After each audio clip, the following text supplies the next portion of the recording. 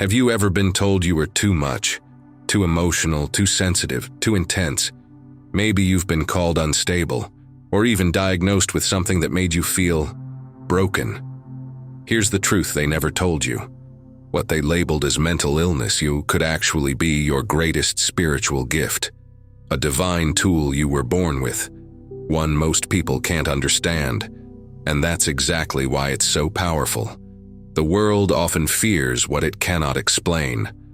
So the visions, the dreams, the feelings you can't shake get pushed into a box labeled wrong or crazy. But what if that box was actually your treasure chest?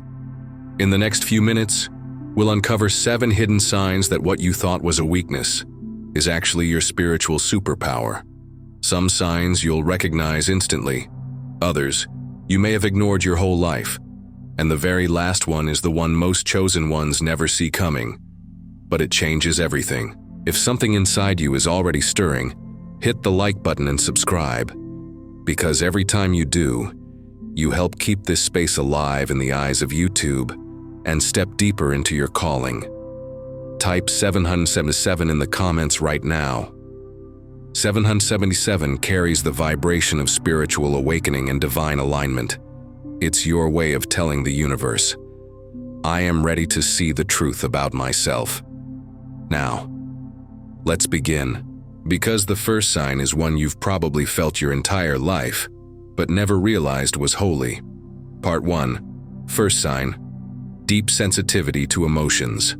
Number 1. Your emotions feel like tidal waves, not ripples, but full, crashing waves that can sweep you under if you're not careful.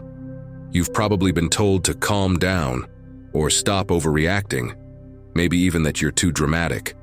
But this isn't weakness, it's a gift. It's like your heart was designed without walls. You don't just feel your own emotions, you feel the emotions of everyone around you, sometimes even strangers. You walk into a room and, without a word, you know who's hurting, who's angry, who's silently falling apart. Some call it being too sensitive. In the spiritual realm, it's empathic discernment, a divine emotional radar tuned so sharply you can sense a storm before the clouds form. Emotions are not random, they're energy in motion, pointing to deeper truths. When your spirit picks up on grief, anxiety, or joy, it's because you're wired to carry that awareness. You are a feeler in a world that's gone numb. But this gift can feel like a curse if you don't know how to handle it. Without boundaries, you can absorb other people's pain until you feel depleted. That's why a chosen one must learn emotional grounding. Grounding means anchoring yourself so deeply that even when you sense someone's emotional hurricane, you don't get swept away. Like a lighthouse, the waves can crash, but you stand firm, light still shining. Here's a simple start. When you feel a heavy emotion, pause and ask, is this mine or am I picking it up from someone else? If it's not yours, imagine handing it back to its rightful owner. Release it, bless them, and return to peace. When you lean into this gift, you can even receive prophetic insight. You might feel sudden sadness and later learn someone close to you was in pain at that exact moment, or feel joy out of nowhere, only to find out a breakthrough just happened for someone you love. Your emotions aren't just for sensing others. They're also how the divine speaks to you about your own path. That burst of excitement about an idea, confirmation, that tightness in your chest over a decision. A warning. Pay attention. When surrendered to the Creator, your emotions become one of the clearest languages heaven can speak through.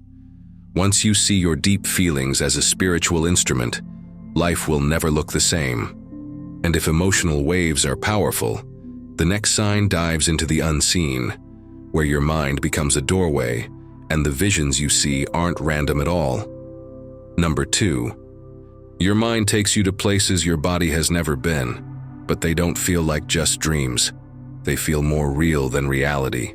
You've woken up with a voice still echoing in your ears, walked through cities that don't exist on any map, met people you've never seen in waking life, yet somehow know. Sometimes these dreams leave you with urgency, like you were given a mission while asleep. The world might call this an overactive imagination, But in the spiritual realm, it's prophetic dreaming, a divine channel that opens when the noise of the day fades. When you're asleep, your defenses are down, your mind is open, and heaven can plant seeds without interruption. That's why some of the most life-changing instructions, warnings, and confirmations arrive in the stillness of the night. Most people dismiss their dreams, never realizing they just walked away from a letter sent by heaven. If you're a chosen one, you must steward them. Keep a dream journal by your bed. The moment you wake, even at 3 a.m, write every detail: colors, numbers, people, feelings. Small fragments often hold keys to bigger truths. Some chosen ones dream of floods and soon face overwhelming spiritual challenges. Others see specific numbers that later guide major decisions. And it's not just in sleep. Visions can come while you're awake, during prayer, in deep thought, or unexpectedly. A sudden image, a scene in your mind's eye that won't leave. That's not random. It's a spiritual download. Share these only with those who understand. Your visions weren't given to them, they were given to you. That makes them sacred. Often, dreams and visions arrive in symbols, not literal pictures. This forces you to seek meaning, pray, and ask for interpretation. The process of seeking shapes you as much as the revelation itself. As you honor this gift, visions may become more detailed and sometimes more urgent. To test if a vision is true, ask, did it carry weight you couldn't shake? Did it align with truth? Did it leave a mark, like a scent that lingers? If yes, pay attention. Sometimes, what you see will connect to events that haven't happened yet. When they do, you'll remember exactly what you saw and know you were shown for a reason: to prepare, to warn, to act. And if seeing the unseen feels intense, wait until you hear the next sign. It's not about images or dreams. It's about a voice that seems to come from nowhere, yet feels like it rises from the core of your soul. Number 3. You've heard your name when no one was around. Not in a creepy way, but in a way that makes your heart stop because, deep down, you know it wasn't your imagination. Sometimes it's a whisper, soft, gentle, barely there, yet louder than anything else in the room. Other times it's a thought so strong it interrupts whatever you're doing, as if time freezes for a moment. Some feel it as a pull rather than a sound, an urge to move, to go somewhere, to call someone. No reason you can explain, just a knowing. Now, the world calls it intuition. In the spiritual realm, it's a summoning, a divine signal sent straight to your spirit, bypassing logic. It's the voice of your assignment. When soldiers are called to battle, they hear a trumpet. When a chosen one is called into position, they hear the call. And it can happen anywhere, while praying, walking, or even washing dishes. Most people dismiss it, thinking it's just their mind. But the call is rarely random. Each time you hear it, you have a choice, to answer or ignore it. The more you answer, the clearer it becomes next time. For every chosen one, there comes a moment when the call becomes impossible to ignore. It's not just about doing something, it's about becoming something. And answering aligns you with why you were placed here. There are countless stories. Someone felt the urge to take a different route and avoided danger. Another reached out to a friend at the exact moment they needed it most. The call is often small, quiet obedience that unlocks great blessings later.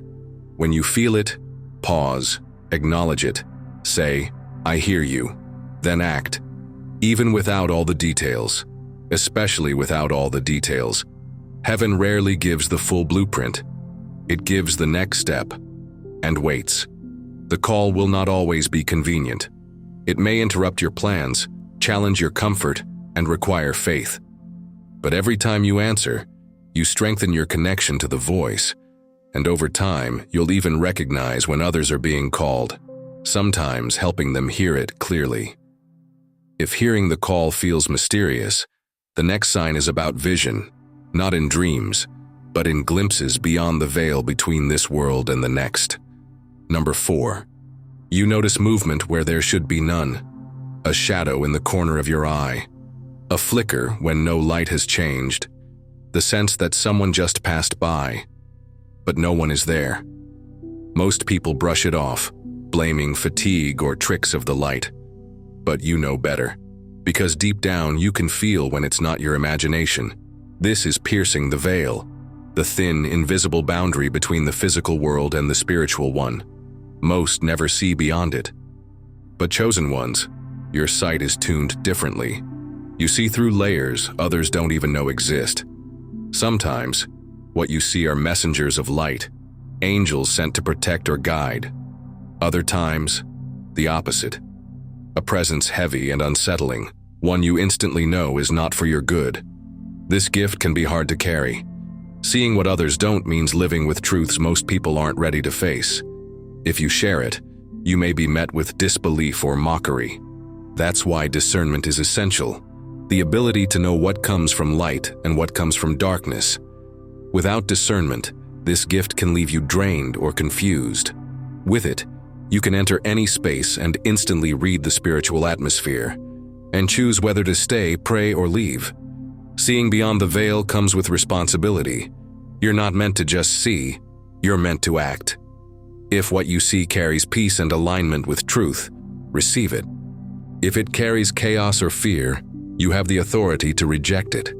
The more you acknowledge what you see, the clearer it becomes, like focusing a camera. At first, it's shapes and shadows. With practice, details sharpen. Some chosen ones see flashes of light before a breakthrough, as if heaven signals the shift before it happens. Others feel heaviness in certain places and later discover darkness was present there. You are not imagining things. You are perceiving what's hidden. If you carry this sight, it's because you have a role in the battle between light and darkness, to notice when something enters that shouldn't be there, and to shift the atmosphere back into divine alignment. When you embrace it, you stop fearing what you see and start mastering it. And if this sounds intense, the next sign is even stranger, because reality itself seems to bend around you, leaving trails of numbers, symbols, and moments that feel far too perfect to be random. Number 5. Numbers. Symbols. Moments so perfectly timed they can't be random. You keep seeing the same sequence on clocks, receipts, license plates, even in dreams.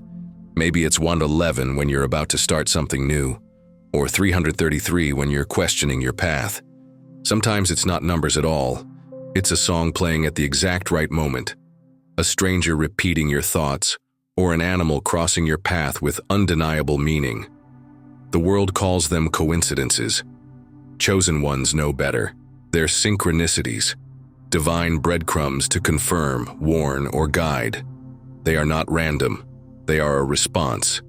When you align with your calling, the source begins speaking in a personal language of signs, and once you notice them, they multiply. At first, you might question your sanity, but it's like tuning a radio. The signal was always there, you just weren't on the right frequency. For example, you've been praying about a decision, and keep showing up in books, ads, conversations. Then you see 111 3 times in one day. That's confirmation, or you're seeking clarity, and the same unusual symbol appears in unrelated places, always bringing peace. That's guidance. Write them down. Over time, patterns emerge, and a chain of random moments becomes a clear map. Synchronicities often link with your other gifts. A number you dreamed of appears the next day, or signs confirm a direction you felt called to take. They work together like puzzle pieces leading you to purpose. But there's a catch. As signs increase, resistance may also rise. The clearer your path, the stronger the opposition. That's proof you're moving in the right direction. The enemy doesn't waste time on those going nowhere. So when signs appear, acknowledge them out loud. I see it. I receive it. Then act. Signs without action are just decoration. They're meant to move you forward. And if synchronicities are heaven's way of speaking around you, the next sign is heaven speaking through you, in the language of your own body, sensations, shifts, and signals you feel deep in your bones. Number 6. Your body reacts before your mind understands. You step into a room and your stomach knots, your chest tightens. or a sudden warmth floods through you, and you can't explain why. Some call it gut instinct. For chosen ones, it's a spiritual antenna. Your body is a finely tuned instrument, constantly picking up signals from the seen and unseen. Before your brain can process, your spirit already knows, and it uses your body to send the message. That heaviness you feel around certain people, not social anxiety, it's a warning.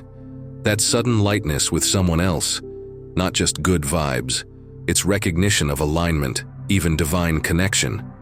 Animals have instincts to sense danger before it arrives. Chosen ones have a similar instinct, but it's spiritual. Most people ignore these signals, talking themselves out of them, only to regret it later. Your job is to treat them as sacred whispers. Here's how.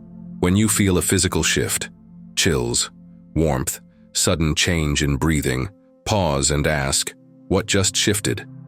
You might not know immediately, but with time, patterns emerge. Some chosen ones feel a ringing in the ears before receiving spiritual insight, like a frequency shift before a download. Others get goosebumps when truth is spoken, even if the speaker doesn't realize its weight. Sometimes, these signals are warnings.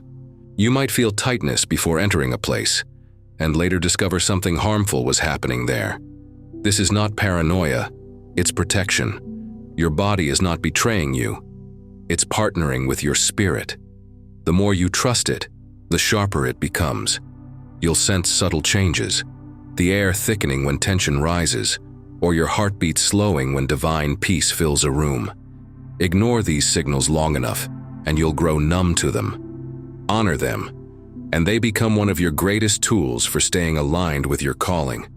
And speaking of messages from the unseen, the last sign is one most chosen ones don't recognize until it's almost too late, when it feels like life is falling apart, but in truth, it's falling into place. Number 7. The breakdown you thought would end you was actually the beginning. You know the season when everything you leaned on collapsed. Friends disappeared, plans crumbled, your faith felt thin, your mind fragile, and you wondered if you'd make it through. This is the dark night of the soul, the valley where light feels far away and every step is heavy. The world calls it falling apart. They may label it depression, anxiety, or breakdown, but in truth, it's initiation. Before a chosen one can step fully into their purpose, false layers must burn away.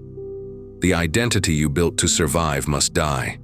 The masks you wore to fit in must come off. The illusions you clung to must shatter. It's not punishment, it's transformation, a spiritual fire that consumes what cannot stay, so what's eternal can emerge. Like a seed breaking underground, it looks like destruction, but it's creation. Your dark night is the same. The breaking makes room for your becoming. In the middle of it, you can't see the purpose, only loss and confusion. But on the other side, you realize everything that left had to go. Everything that fell apart was never meant to hold your future. So stop calling it madness. Stop calling it failure. Call it rebirth. When you embrace this, you stop trying to glue together the old life and start building something new, something powerful and aligned. And your dark night is not just about you. It equips you with wisdom, empathy, and authority to say, I've been there, and you will get through this. Those who survive it become unshakable. Once you've walked through hell and found heaven on the other side, nothing scares you. If you're in that season now, hear me. This is not the end. It's the birth canal of your purpose, the turning point in your story, and the ultimate sign that you are chosen for something greater than you imagined. You didn't stumble into this message by chance. Something, or someone, has been guiding you here. Every sign we've talked about, deep emotions, vivid dreams, the call, sight beyond the veil, synchronicities, shifts in your body, and even the dark night of your soul, is part of the same language, the language of your calling. Think about it. How many times have you felt too much and now see you were perfectly designed for your mission?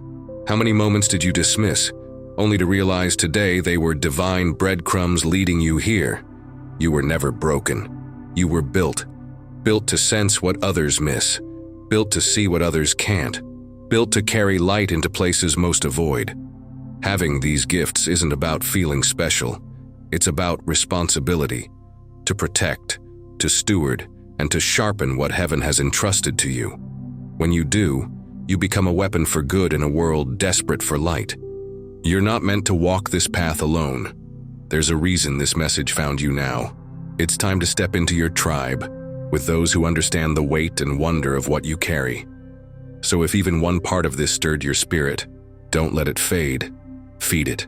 Like this video right now, it helps keep this space alive in the eyes of YouTube, and it's your way of saying you're ready to grow deeper as a chosen one. Share this with someone who's been wondering if they're crazy, when they might just be called. And if you've made it here, type in the comments, "I am not broken, I am chosen."